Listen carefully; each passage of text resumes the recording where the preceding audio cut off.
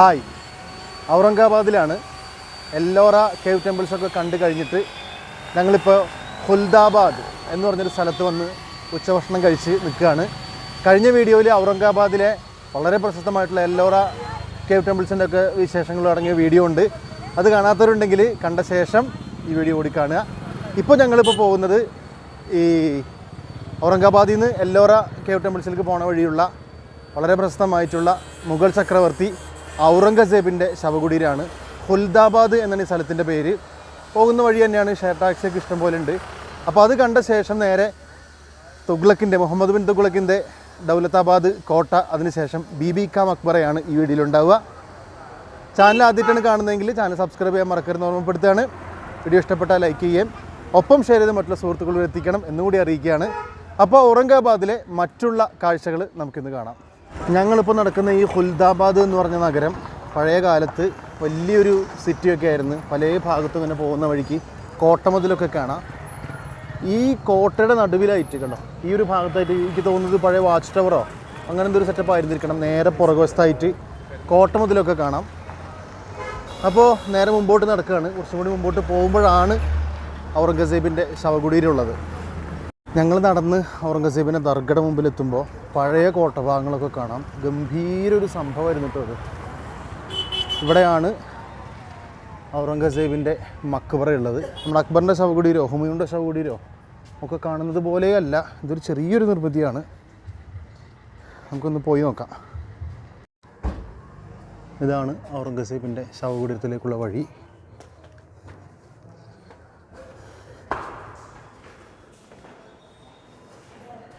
അകത്തേക്ക് വരുമ്പോൾ സാമാന്യം വലിയൊരു ഏരിയയാണ് കാണുന്നത്. പുറത്തുനിന്ന് പ്രതീക്ഷ പോലത്തെ ഒരു സംഭവമല്ല ശരിക്കും ഇവിടെ കാണുന്നത്. മക്ബറയുടെ നേരെ മുമ്പിലായിട്ട് ചെറിയൊരു പള്ളിയാണുള്ളത്. അതിൻ്റെ ചുറ്റുമായിട്ട് മദ്രസ കെട്ടിടങ്ങൾ അങ്ങനെ തുടങ്ങി കുറച്ചധികം കാര്യങ്ങളുണ്ട്. അതിൻ്റെ ഉള്ളിലായിട്ടാണ് ഔറംഗസേബിൻ്റെ ശവകുടീരമുള്ളത്. ഷാജഹാൻ ചക്രവർത്തിയുടെ മകനായിരുന്നു ഔറംഗസേബ് എന്ന് നമുക്കെല്ലാവർക്കും അറിയുന്നുണ്ടാവും. അദ്ദേഹം സത്യത്തിൽ ആഗ്ര തലസ്ഥാനാക്കിയിട്ടൊക്കെയാണ് ഭരിച്ചിരുന്നതെങ്കിലും അദ്ദേഹത്തിൻ്റെ കാലത്താണ് സൗത്ത് ഇന്ത്യൻ ക്യാമ്പയിൻ നടക്കുന്നത്. ഹൈദരാബാദ്, ഔറംഗാബാദ്, ബീജാപ്പൂർ പോലെയുള്ള മേഖലകളൊക്കെ മുഗൾ സാമ്രാജ്യത്തിന് കീഴിൽ വരുന്നത്. അപ്പോൾ അതുകൊണ്ടൊക്കെ ആയിരിക്കും ഈ ഔറംഗാബാദിൽ ഇങ്ങനത്തെ ഒരു സ്ഥലത്ത്, ഹുൽദാബാദ് എന്ന് പറഞ്ഞ സ്ഥലത്ത് അദ്ദേഹത്തിൻ്റെ ശവകുടീരം സ്ഥിതി ചെയ്യുന്നത്. അദ്ദേഹത്തിൻ്റെ ചരിത്രം ഞാൻ ഒരുപാട് പറയുന്നൊന്നുമില്ല, ഏറെക്കുറെ എല്ലാവർക്കും അറിയുന്നുണ്ടാകും. അതുകൊണ്ട് ഞാൻ അതിലേക്കൊന്നും കിടക്കുന്നില്ല. എൻ്റെ നേരെ മുമ്പിലാണ് ഔറംഗസേബിൻ്റെ ശവകുടീരം ഉള്ളത്. മറ്റുള്ള മുഗൾ ചക്രവർത്തിമാരെ അപേക്ഷിച്ച് ഒന്നുമില്ല എന്ന് തന്നെ വേണമെങ്കിൽ പറയാം. അപ്പോൾ അക്ബറിൻ്റെ ശവകുടീരവും ഹുമയൂണിൻ്റെ ശവകുടീരമൊക്കെ ഞാൻ കണ്ടിട്ടുണ്ട്. അതിൻ്റെ ഒരു 10-1 പോട്ടെ 20-1 പോലും വലിപ്പമില്ലാത്തൊരു ചെറിയ സ്ഥലത്താണ്. ശരിക്കും ഔറംഗസേബിനെ ഞാൻ വായിച്ചിട്ടുള്ള അങ്ങനെയൊക്കെയാണ്. അദ്ദേഹം ഒരു ആഡംബരപ്രിയനായിരുന്നില്ല എന്നൊക്കെ വായിച്ച് കേട്ടിട്ടുണ്ട്. ചിലപ്പോൾ അതുകൊണ്ടൊക്കെ ആയിരിക്കും ഞാൻ വിചാരിക്കണം കേട്ടോ.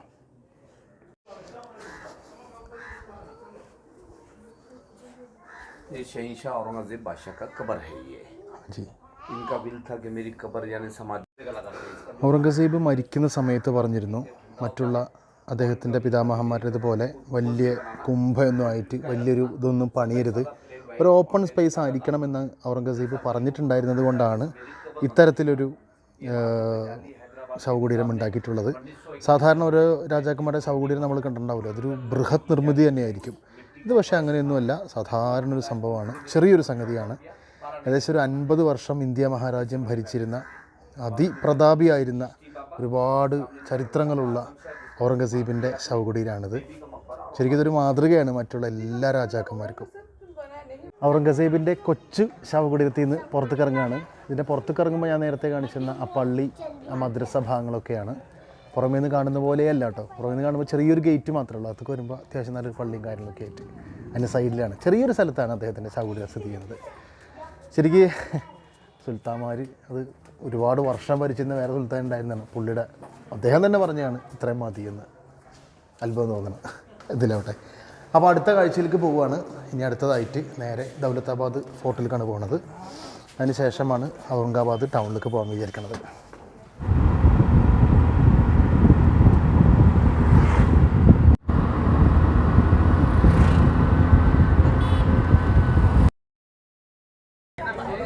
അടുത്തതായിട്ടിപ്പോൾ ദൗലത്താബാദ് കോട്ടയിലേക്കാണ് എത്തിയേക്കുന്നത്.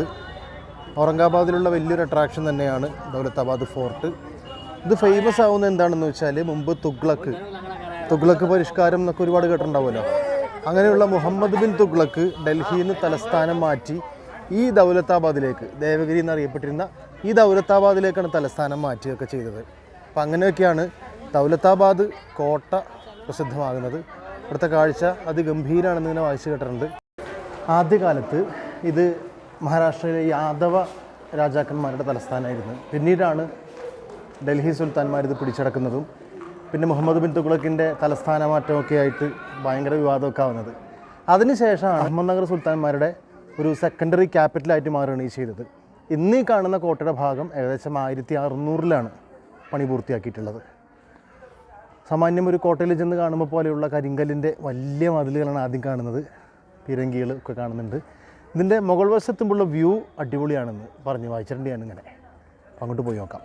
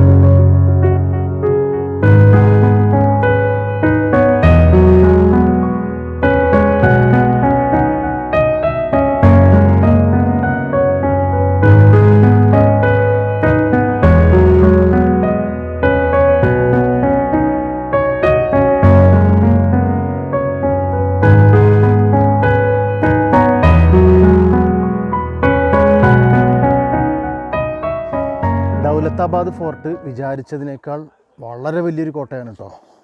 ഒരു കുന്ന് നിറയെ കോട്ട കെട്ടിയേക്കാണ്. അതിൻ്റെ ഏറ്റവും മുകളിലെ വാച്ച് ടവർ വരെ ഇങ്ങനെ കിടപ്പുണ്ട്. ഞങ്ങൾ പുറത്തുനിന്ന് ഇങ്ങനെ കണ്ടപ്പോൾ ഒരുപാട് വലിപ്പമുണ്ടാവില്ല എന്ന് വിചാരിച്ചു. പക്ഷേ നല്ല വലിപ്പമുണ്ട്. നല്ല സമയം എടുത്ത് കയറി ഇറങ്ങാനായിട്ട്. ഒരുപാട് വാച്ച് ടവറുകളുണ്ട്. പിന്നെ മൊബൈലിൽ ചാർജ് ഇത്തിരി കുറവാണ്. അതിന് ഒരുപാട് ഞാൻ ഷൂട്ട് ചെയ്യാൻ സത്യം പറഞ്ഞാൽ. അങ്ങനെ വഴികളും നല്ല രസമാണ്. ആദ്യൊരു വഴി നേരെ പോയി, പിന്നെ അവിടെ നിന്ന് തിരിഞ്ഞ് വേറെ വഴി, വളഞ്ഞ് വേറെ വഴി, അങ്ങനെ പല കോട്ടവാതിലുകളുണ്ട്. പോകുന്നത് നമുക്ക് തന്നെ കൺഫ്യൂസിങ് ആയിപ്പോകും ശരിക്കും. ആ ഒരു രൂപത്തിലാണ് ഇവിടെ കോട്ട പണിതിരിക്കുന്നത്. ആദ്യകാലത്ത് ഇവിടുത്തെ മഹാരാഷ്ട്രയിലുള്ള രാജാക്കന്മാർ, പിന്നെ അതിന് മുമ്പ് തുഗ്ലക്കും ഖിൽജി രാജവംശവും, പിന്നീട് അവസാനം മറാത്ത സാമ്രാജ്യത്തിൻ്റെ കയ്യിൽ വരെ ഉണ്ടായിരുന്നു ഈ ഒരു കോട്ട. ഇത് ഭേദിക്കാൻ വളരെ പ്രയാസമായിരുന്നു എന്നും വായിച്ചു കേട്ടിട്ടുണ്ട്. പലതരത്തിലുള്ള ഈ പീരങ്കികളിവിടെ ഉണ്ടായിരുന്നു. നേരത്തെ വെപ്പൺ ഗാലറി കണ്ടില്ലേ, അതുപോലുള്ള സംഭവങ്ങളൊക്കെ ഉണ്ടായിരുന്നുകൊണ്ട് ഇത് പിടിച്ചെടുക്കാനും പ്രയാസമായിരുന്നു. ഒരുപാട് ഹിസ്റ്ററിയും ഒരുപാട് പോരാട്ടങ്ങളുടെ കഥയൊക്കെ പറയാനുണ്ട് ദൗലത്താബാദ് ഫോർട്ടിന്. ഞങ്ങളെന്തായാലും ഇവിടെ നിന്ന് ഇറങ്ങുകയാണ്. ഇതിന് ശേഷം നേരെ ഔറംഗാബാദ് ടൗണിൽ പോയിട്ട് അവിടെ ബിബി കാ മക്ബറ, താജ്മഹലിൻ്റെ ഒരു ഒരു ഒരു ഒരു ഡ്യൂപ്ലിക്കേറ്റ് പോലെ ഉണ്ടാക്കിയിട്ടുള്ളത്, അങ്ങോട്ടാണ് പോകുന്നത്. ഇപ്പോൾ സമയം ഏകദേശം 4:45 ഇനി നേരെ ഔറംഗാബാദ് ടൗണിലേക്കാണ്.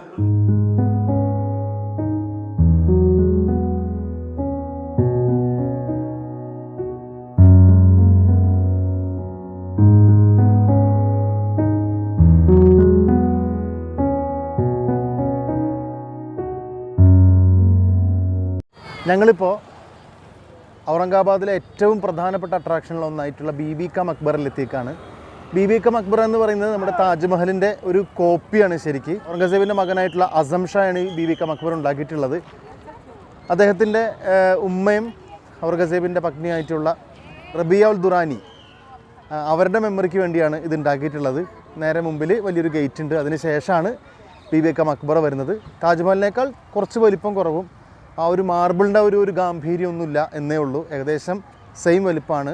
താജ് ഓഫ് ഡെക്കാൻ എന്നാണ് ബീബി കാ മക്ബർ അറിയപ്പെടുന്നത്. രാത്രി 10 മണി വരെ ഇവിടെ സ്പെൻഡ് ചെയ്യാൻ നമുക്ക് പറ്റും. ഔറംഗാബാദ് ഓൾഡ് സിറ്റിയുടെ ഏകദേശം ഒത്ത നടുക്കായിട്ടാണ് ഈ സ്ഥലം സ്ഥിതി ചെയ്യുന്നത്. പഴയ നഗരമായതുകൊണ്ട് തന്നെ ഒരുപാട് ഗേറ്റുകൾ ഇതിനുണ്ട്. നമ്മൾ ഓട്ടോക്കൊക്കെ വരുമ്പോൾ അത് കൃത്യമായിട്ട് കാണാൻ സാധിക്കും. ഇപ്പോൾ നേരെ മുമ്പിൽ ചെറിയൊരു പടിവാതിലുണ്ട്. അതിന് പുറകുവശത്തായിട്ടാണ് ബീബി കാ മക്ബർ ഉള്ളത്.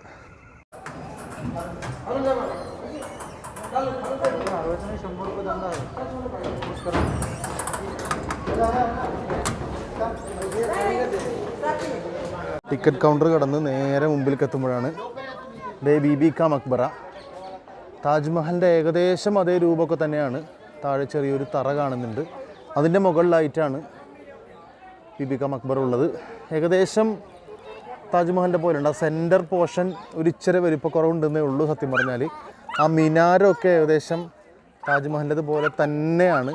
ഹൈറ്റ് ഒരുപടി കുറവുണ്ടെന്ന് തോന്നുന്നുണ്ട് താജ്മഹലിനേക്കാൾ. ബാക്കി ഏറെക്കുറെ ഫ്രണ്ടിലുള്ള ഒരു ഗാർഡൻ ആയാലും ഒരു വാട്ടർ ഫൗണ്ടനുകൾ, പിന്നെ താജ്മഹൽ ചുറ്റും ഇതുപോലെ കോട്ട മതിലുകൾ കാണാം. എൻ്റെ ഒരു സൈഡിലായിട്ട് താജ്മഹലിൻ്റെ പോലെ തന്നെ ചെറിയ എന്തോ ഒരു കെട്ടിടം വേറെ കാണുന്നുണ്ട്. നമുക്കിപ്പോൾ എന്തായാലും മുമ്പോട്ട് പോകാം.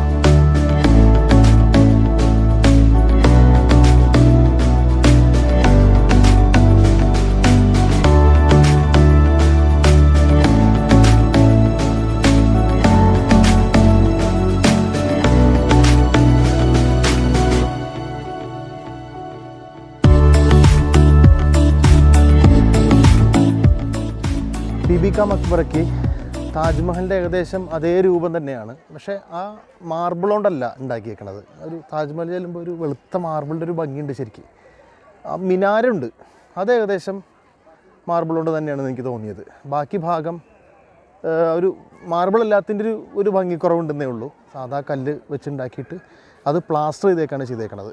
അതുകൊണ്ടാണ് ആ ഒരു ഭംഗി കുറവ് ശരിക്കും വന്നത് ബീബി കാ മക്ബറയ്ക്ക്. ഏറെക്കുറെ താജ്മഹലിൻ്റെ രൂപം തന്നെയാണ്. ഒറ്റ നോട്ടത്തിൽ താജ്മഹൽ തന്നെയാണെന്ന് വിചാരിക്കുകയും ചെയ്യുക. പിന്നെ താജ്മഹലിൽ ഉള്ളൊരു സംഭവം എന്താ കിട്ടിയെന്ന് വെച്ചാൽ, താജ്മഹലിലൊരു കാറ്റുണ്ട്, ചെറിയ ലൈറ്റായിട്ടുള്ള ഇളം കാറ്റ് ഇങ്ങനെ വീശിയിരുന്ന്. അതിവിടെ കിട്ടുന്നുണ്ട്. വൈകുന്നേരമാണ്, ചെറിയ തണുപ്പ് വന്ന് തുടങ്ങിയിട്ടുണ്ട്. പിന്നെ ഈ ഒരു ഗാർഡനും അടിപൊളിയാണ്. ഞങ്ങൾ ഏകദേശം ഒരു 8-9 മണി വരെ ഇവിടെ ഇരിക്കാമെന്നാണ് വിചാരിക്കുന്നത്. 10 മണി വരെ ഇവിടെ ഓപ്പണാണ്. അതുകൊണ്ട് തന്നെ ഞങ്ങൾക്ക് ട്രെയിനാണെങ്കിൽ 11 മണിക്ക് മറ്റാണ്. അപ്പോൾ അതുകൊണ്ട് അത്രയും സമയം ഇവിടെ അങ്ങ് സ്പെൻഡ് ചെയ്യാമെന്നാണ് വിചാരിക്കണത്. ഔറംഗാബാദിൽ വന്നാൽ എല്ലോറ, അജന്ത കേവ് ടെമ്പിൾസ് ഉണ്ട്. അതുപോലെ തന്നെ ദൗലത്താബാദ് ഫോർട്ട്, പിന്നെ ഔറംഗസേബിൻ്റെ ശവകുടീരം, അത് എല്ലോറയ്ക്ക് പോകുന്ന വഴി തന്നെയാണ്. പിന്നെ ഈ കാണുന്ന ബീബി കാ മക്ബറ. ഇത്രയാണ് ഔറംഗാബാദിൽ അട്രാക്ഷനുകൾ. പിന്നെ മറ്റൊന്നു കൂടിയുണ്ട്, ഔറംഗാബാദിലെ ഭക്ഷണം. അത് നിർബന്ധമായിട്ട് ട്രൈ ചെയ്യണം. ഞങ്ങൾ രാവിലെ കയറിയ ഹോട്ടലിൽ നിന്ന് മട്ടൻ കീമയും പിന്നെന്താണ് മട്ടൻ പായയാണ് കഴിച്ചത്. നമ്മുടെ അവിടെ മട്ടൻ എന്ന് പറഞ്ഞു കഴിഞ്ഞാൽ 100-ൽ കുറഞ്ഞൊരു പരിപാടി ഉണ്ടാവില്ല. ഇവിടെ 60-70 രൂപയ്ക്കേ ഉള്ളൂ. ഉച്ചക്ക് കഴിച്ചത് നാൻ ഖൽസ, അങ്ങനെയായിരുന്നു ഐറ്റത്തിൻ്റെ പേര് തോന്നുന്നുണ്ട്. പ്രത്യേകതരം ഒരു തന്തൂർ റൊട്ടി ഉണ്ട് ഇവിടുത്തെ. അതോടൊപ്പം തന്നെ ഈ ഖൽസ എന്ന് പറഞ്ഞ ഐറ്റം സംഭവം ചിക്കൻ കറിയും അതുപോലെ തന്നെ മട്ടൻ കറിയൊക്കെയാണ്. പക്ഷേ അതൊരു പ്രത്യേകതരം ടേസ്റ്റിൽ ആ ഗ്രേവിയൊക്കെ, എനിക്ക് പറയുമ്പോൾ വെള്ളം തന്നെ, ആ ഒരു പ്രത്യേകതരം ഗ്രേവിയൊക്കെ ഉണ്ടായിരുന്നു. അതിങ്ങനെ ആ ഒരു റൊട്ടിയോടൊപ്പമൊക്കെ കഴിക്കാനും അടിപൊളിയായിരുന്നു. ആ ഫുഡും ഇവിടുന്ന് ട്രൈ ചെയ്യണം. അത്രയാണ് ഔറംഗാബാദിനെ കുറിച്ച് എനിക്ക് പറയാനുള്ളത്. പഴയ സിറ്റിയാണ്. ഓൾഡ് സിറ്റിയിലേക്ക് വരുമ്പോൾ ഏകദേശം 10-30 മേലെ പഴയ ഗേറ്റുകളുണ്ടെന്നാണ് പറയണത്. അത്രക്ക് ഫേമസ് ആയിട്ടുള്ള ഒരു ഒരു ഒരു സദേൺ ഇന്ത്യയുടെ തലസ്ഥാനം കൂടിയായിരുന്നു ഔറംഗസേബിൻ്റെ സമയത്ത്. അത്രയ്ക്ക് പ്രത്യേകതയുള്ള ടൗണാണ്. വരികയാണെങ്കിൽ ഇപ്പോൾ ഈ പറഞ്ഞിട്ടുള്ള സ്ഥലങ്ങൾ കൂടാതെ ഇത്ത ഭക്ഷണവും ട്രൈ ചെയ്യണം എന്ന് ഓർമ്മപ്പെടുത്തുകയാണ്. അപ്പോൾ ഔറംഗാബാദിൻ്റെ വീഡിയോ ഇവിടെ അവസാനിപ്പിക്കാൻ പോവുകയാണ്. നാളെ ഇനി നാസിക്കിലെ ഹരിഹർ ഫോർട്ടിലെ കാഴ്ചകളായിരിക്കും ഉണ്ടാവുമെന്ന് പ്രതീക്ഷിക്കുന്നു. വേറെ കുഴപ്പമൊന്നുമില്ലെങ്കിൽ ട്രെയിൻ കൺഫേം ആയിട്ടില്ല ഇപ്പോഴും. വെയിറ്റ് ലിസ്റ്റ് 11 കണ്ടർ കിടക്കുന്നത്, അത് എന്താവുമെന്ന് അറിയില്ല. എന്തായാലും എങ്ങനെയെങ്കിലുമൊക്കെ ഞങ്ങൾ അങ്ങോട്ട് എത്തും. പിന്നെ നാളെ ഹരിഹർ ഫോർട്ടിൻ്റെ കാഴ്ചകളായിരിക്കും ഉണ്ടാവുക. അപ്പോൾ വീഡിയോ അവസാനിപ്പിക്കുകയാണ്. ചാനൽ ആദ്യമായിട്ട് കാണുന്നതെങ്കിൽ സബ്സ്ക്രൈബ് ചെയ്യാൻ ഓർമ്മപ്പെടുത്തുകയാണ്. വീഡിയോ ഇഷ്ടപ്പെട്ടാൽ ലൈക്ക് ചെയ്യും, ഒപ്പം ഷെയർ ചെയ്ത് മറ്റുള്ള സുഹൃത്തുക്കൾ കൂടി എത്തിക്കുക. അപ്പോൾ തൊട്ടടുത്ത വീഡിയോയിൽ വീണ്ടും കാണാം.